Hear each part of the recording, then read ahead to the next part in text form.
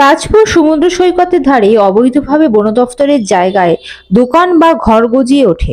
বাধা দিতে গেলেই মন্ত্রী তথা রামনগরের বিধায়ক অখিল গিরির সাথে তর্কে জড়ালেন ফরেস্ট অফিসার মনীষা সাউ। বন দপ্তরের অভিযোগ যে বন দপ্তরের জায়গায় আগে থেকেই কয়েকটি দোকান ছিল, তবে সমুদ্রের জলে ওই দোকান তলিয়ে যায়। পুনরায় নতুন করে বন দপ্তরের জায়গায় দোকান করেন ওই ব্যবসায়ীরা। তখন বন দপ্তর বাধা দিতে গেলে ঘটনাস্থলে আসেন রামনগরের বিধায়ক অখিল গিরি। ফরেস্ট অফিসারের অভিযোগ, মন্ত্রী দাঁড়িয়ে থেকে অবৈধ নির্মাণ করান এবং বন দপ্তরের আধিকারিকরা যখন বাধা দেয় তখন তাদের হুমকির শিকার হতে হয়।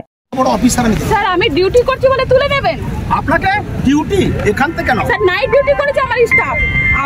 দোকান না বসুন। Night duty? নাইট আপনিই বলেছেন। কে ছিল প্রদীপ? কে নাইট ডিউটি করতে বলেছে? স্যার আপনি বলেছিলেন যে দোকান না বসিলেন। আপনি রাত্রি বেলা কেন কাটলেন আমি জানতে চাই। রাত্রি বেলা কেউ কাটেনি। এখনকার সময় কেটেছেন? কি বলেন? হ্যাঁ ঠিক আছে, আর তোমরা রাত্রি বেলা যে বসিয়েছো আমি বারণ করে গেছি, তাও বসিয়েছে দোকান। ওয়েট করতে পারলেন না। আমি তো বললাম বসবো, আপনাদের মাইনা হলো আমি বসবো।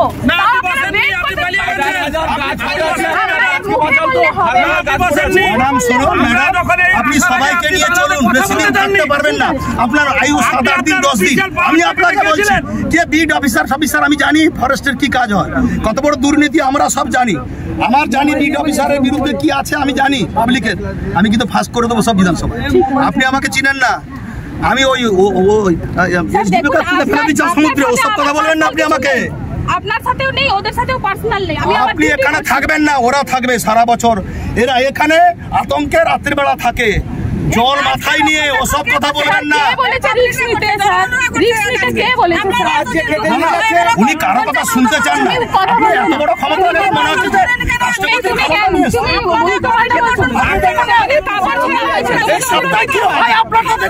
জনগণকে গুন্ডা বললেন না ম্যাডাম? এই জনগণের পয়সায় বেতনটা পাচ্ছেন, এই জনগণের পয়সা।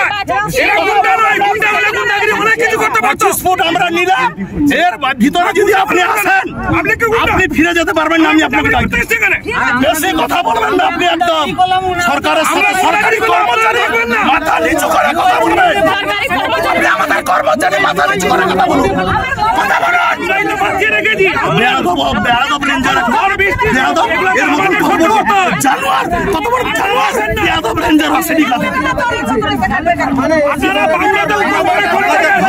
হবে না যে পুলিশ ডাং নিয়ে পিটাবো না, তখন বুঝবেন। এলাকা নিয়ে সিএম